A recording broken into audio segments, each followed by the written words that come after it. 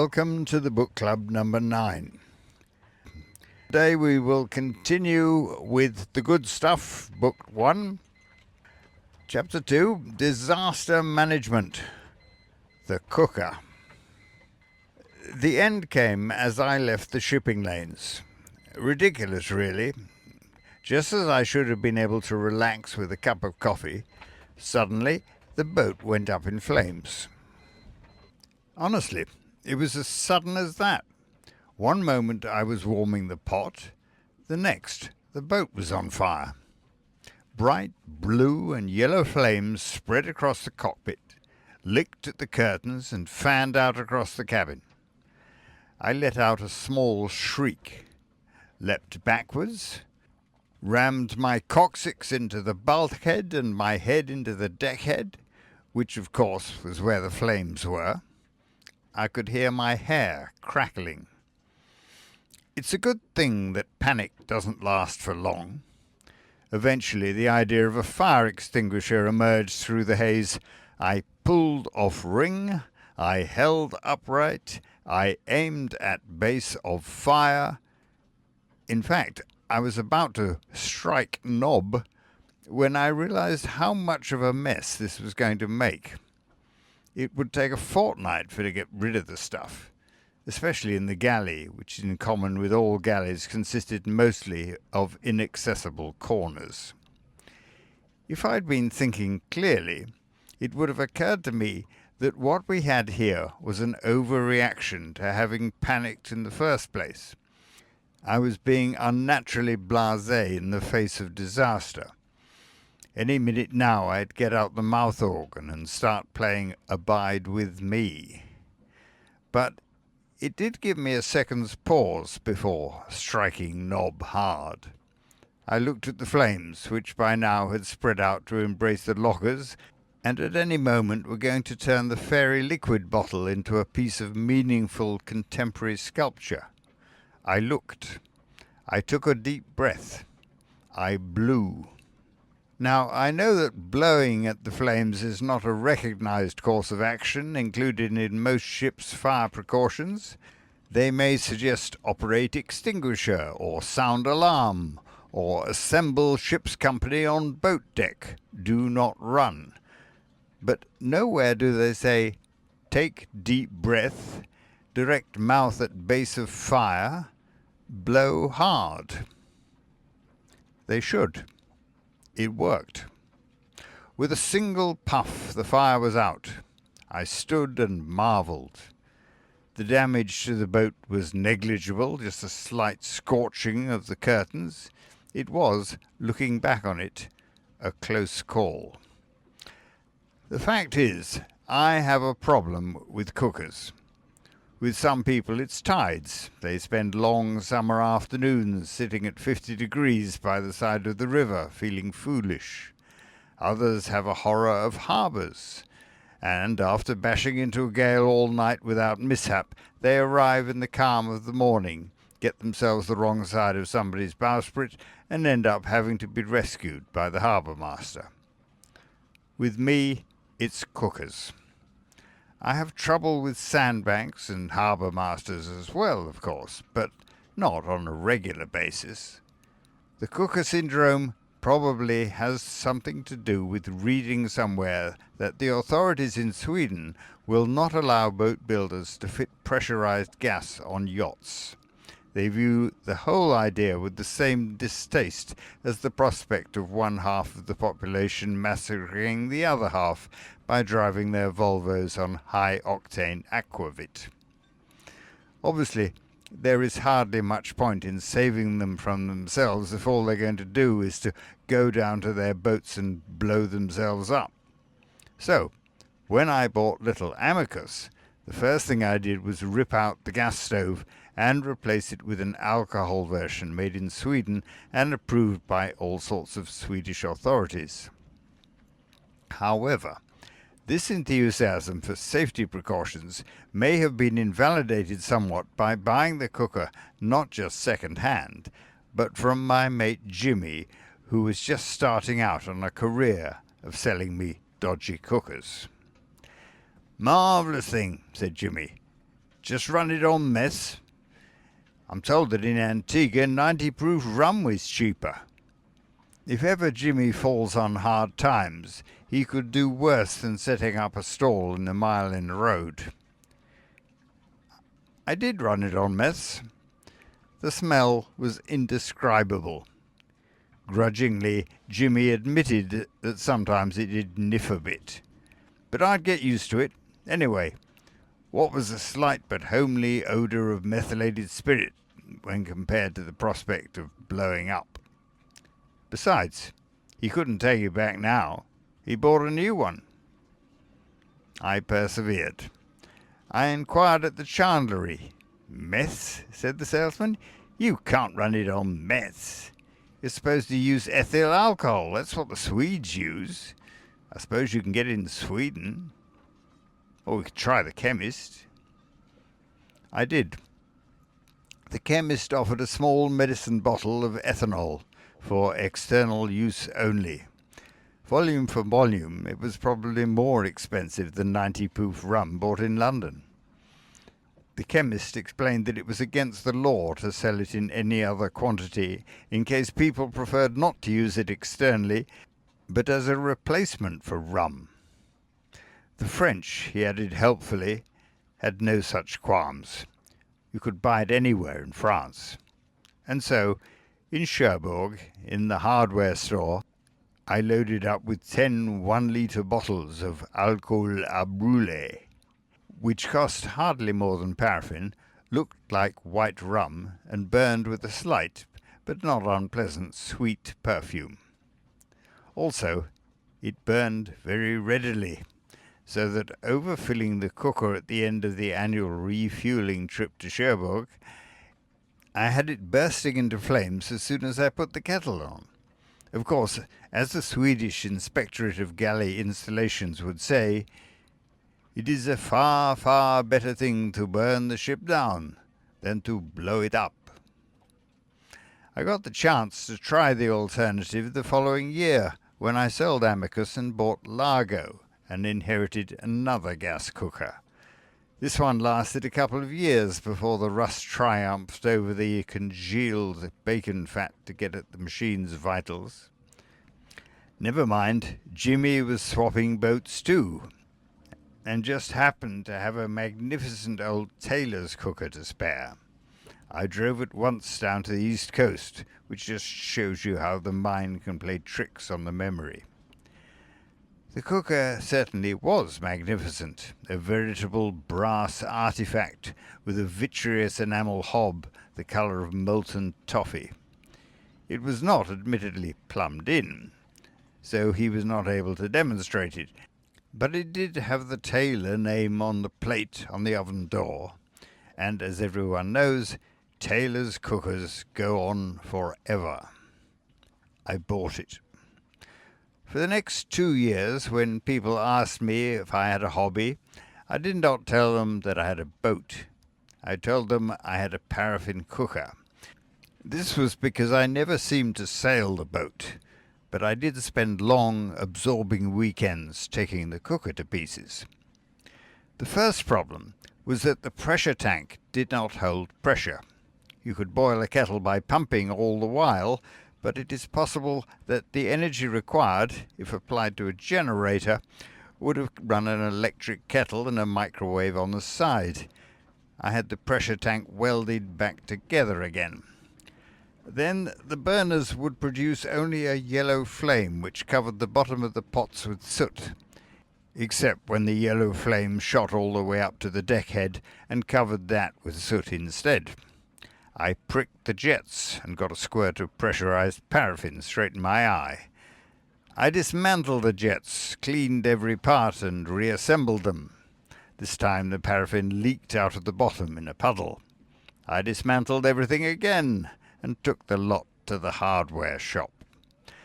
The man behind the counter looked at the pieces as if they could be put together to make a Roman vase and nodded wisely. He announced, "Haven't seen one of these for a long time.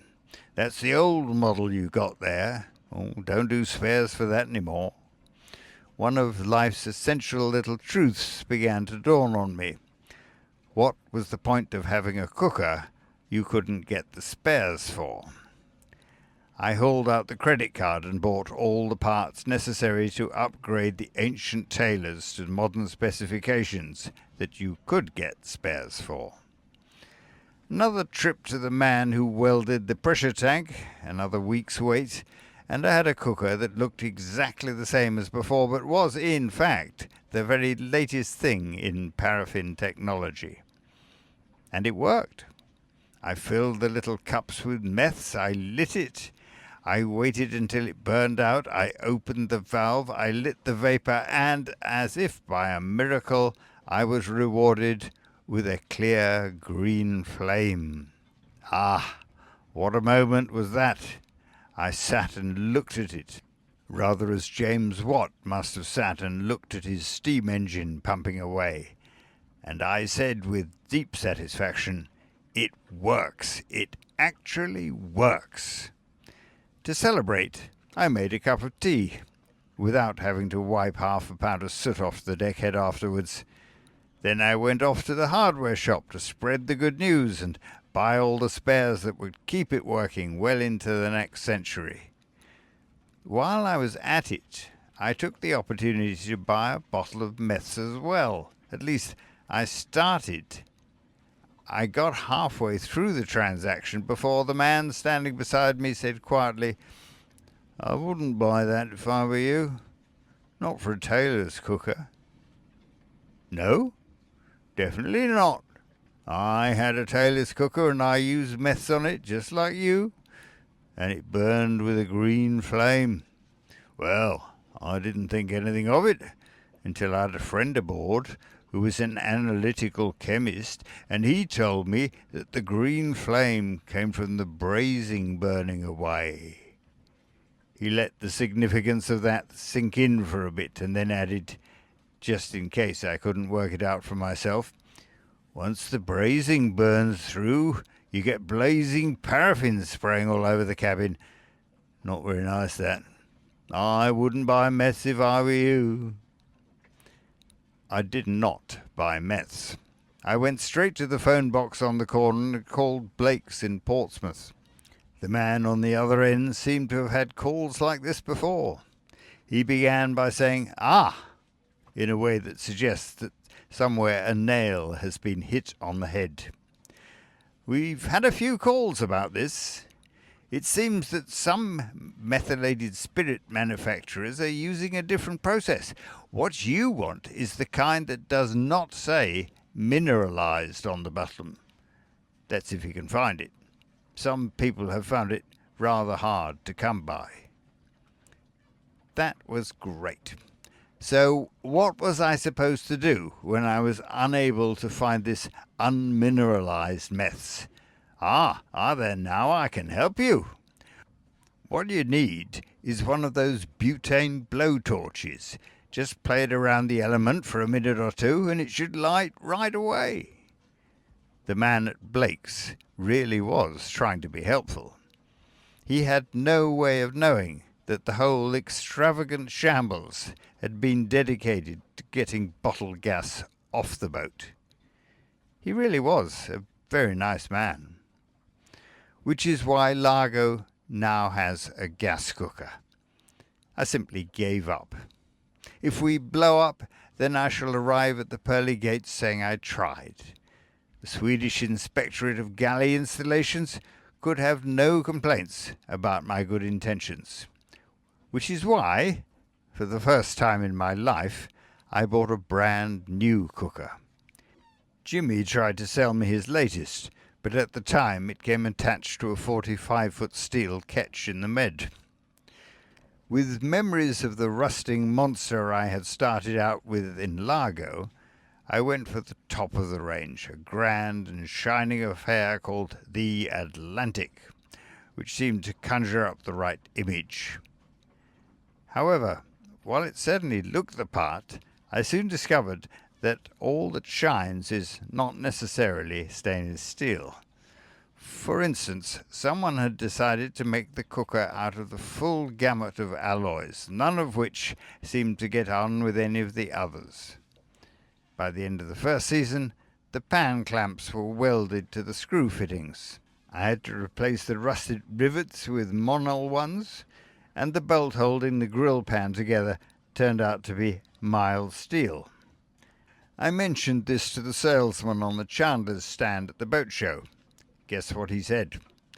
"We keep asking them to upgrade their specification, but they seem satisfied with the way the things are at the moment." I still got the cooker, of course. This year the jets separated into two halves, and the gas must have been escaping down into the grill, because when I went to light it, there was a woof, and a bright blue flame took all the hairs off the back of my hand. I should have been alarmed. I should have panicked, or at the very least worried that you can't actually blow out a gas explosion. With gas, it's the explosion that tends to blow you out. Instead, I just struck another match, lit everything that would light, and had a cup of tea. The plain fact is that, like the marina blunderer who must make port somehow, or the patient resident of the sandbank as he feels the keel touch once more, I had come to terms with the inevitable. And besides, short of living on self-heating cans for the rest of my sailing days, I was running out of options. Chapter 3. Not the Fastnet. We didn't do the Fastnet this year. Well, considering the way things turned out, it's not surprising.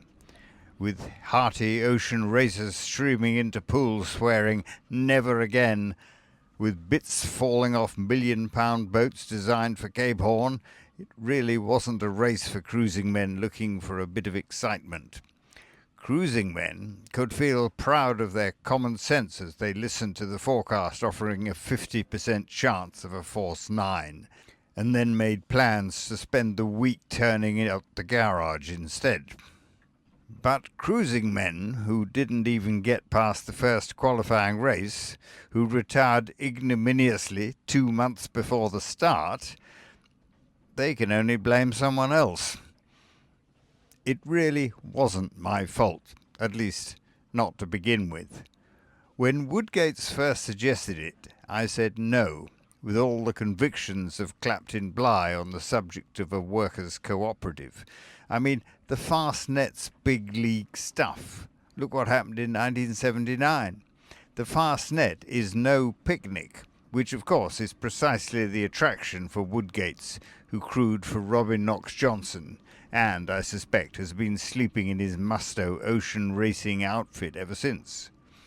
But Largo is no British Airways, and while she's capable of completing the Fastnet, she would likely arrive in Plymouth when all the parties were over, which is hardly the object of the exercise. It was a wonderful idea, but not really practical. The trouble with ideas like that is that once they become practical, they're very difficult to discard. Like, for instance, when we were offered the loan of an offshore One Design 34, a boat of such staggering performance that Woodgates, lying awake at night in his Mustos, started rehearsing victory speeches. From that point on, there really was no hope for us. I wrote to the Ocean Racing Club. I outlined in modest terms our enormous experience and suggested we might be allowed to compete after doing only one qualifying race instead of 2. The man from Rourke wrote back. He could see how highly experienced we were, but rules were rules. So we picked out a couple of races from the programme, and I made my next appalling error of judgment. "We'll need a couple of extra bods," I said.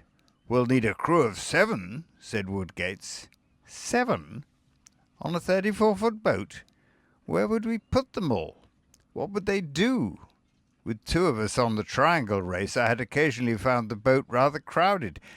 The year before that, I went to Spain all on my own, which really is the only way to keep the companionway clear. The idea of 7 really didn't bear thinking about. Woodgates was adamant.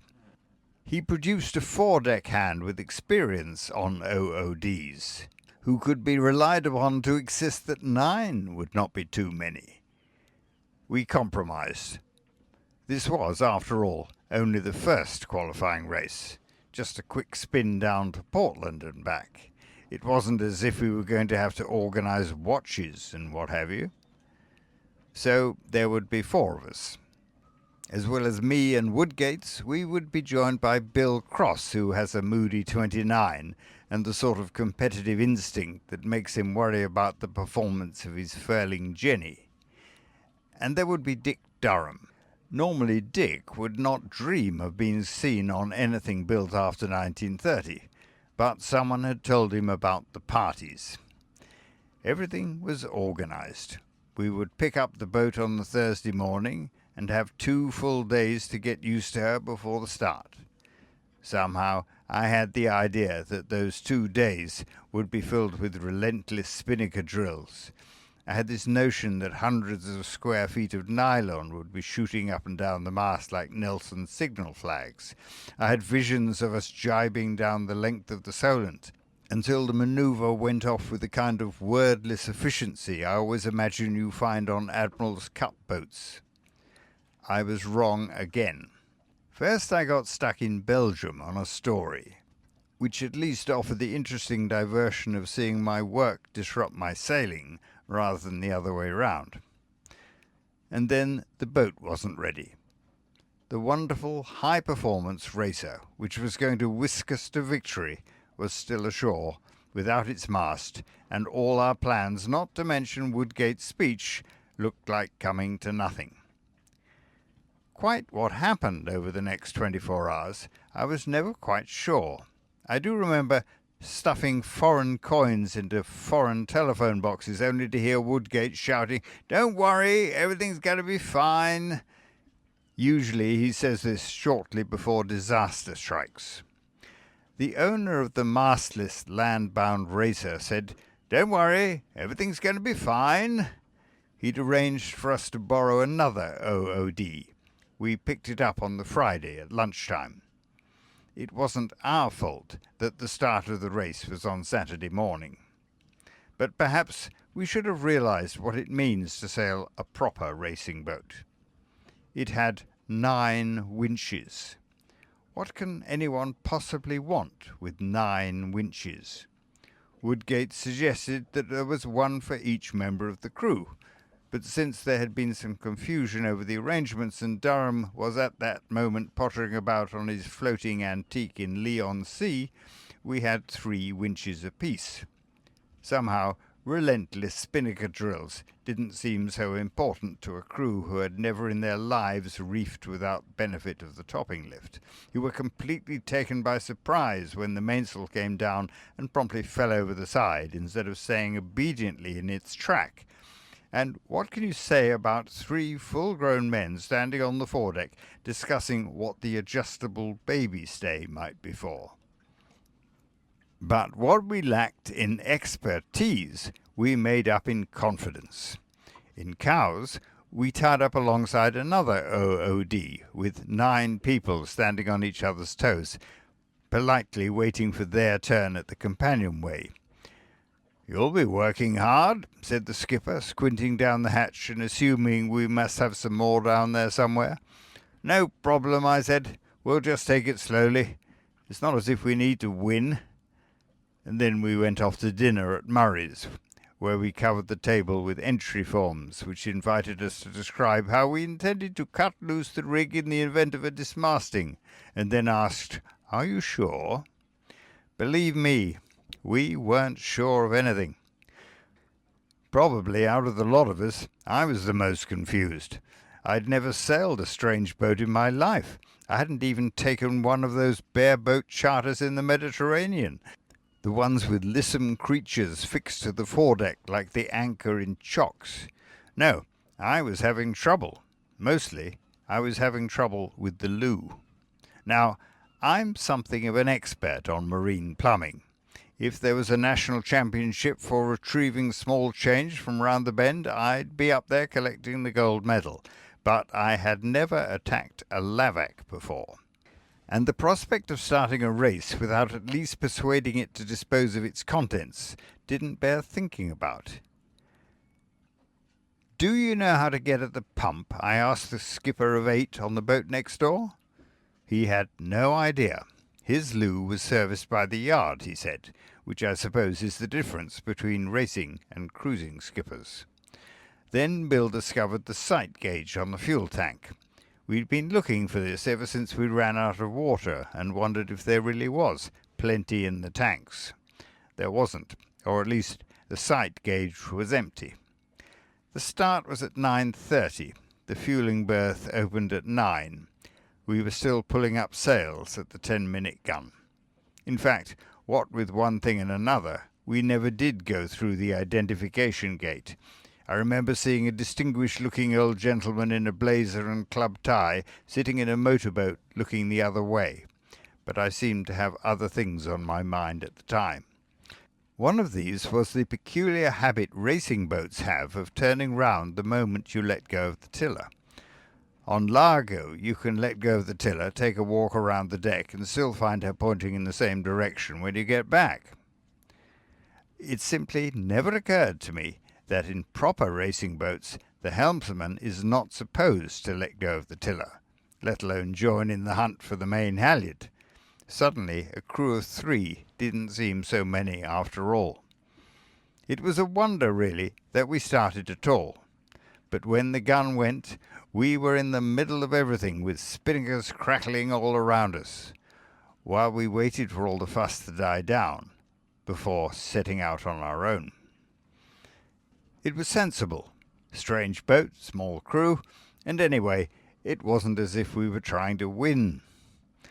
The owner, appearing in a speedboat off Lymington, seemed not to appreciate this. He made the sort of gestures racing yachtsmen make to each other, but the only effect of this was that the spinnaker wrapped itself around the forestay. It was all turning into a disaster. We ripped the spinnaker, missed the tide, and even Woodgates, who had long since abandoned his speech, suggested this was all getting rather silly. That night, as the rest of the fleet charged up and down the channel, we sat in the Pier Views restaurant, holding a morose post-mortem. I distinctly remember saying that I was a rotten skipper. I lacked the quality of leadership, I said. Even at school they never made me a prefect. Woodgates blamed the 6 missing crew, who could have had a winch apiece and spent many happy hours unwrapping spinnakers, and Bill blamed the strange boat. As he said, by the time we got back to Cowes, we were actually making her go rather fast. He was right, of course, and the man at Rourke was right when he insisted on 2 qualifying races. The fact is that it doesn't matter how many exotic pilot books you have above the chart table, or how many famous names you can drop. What makes the difference between the competent racing crew and those who really shouldn't be allowed anywhere near the start are the things that we all take for granted on our own boats, like how to get the plumbing apart, and whether you've got a topping lift.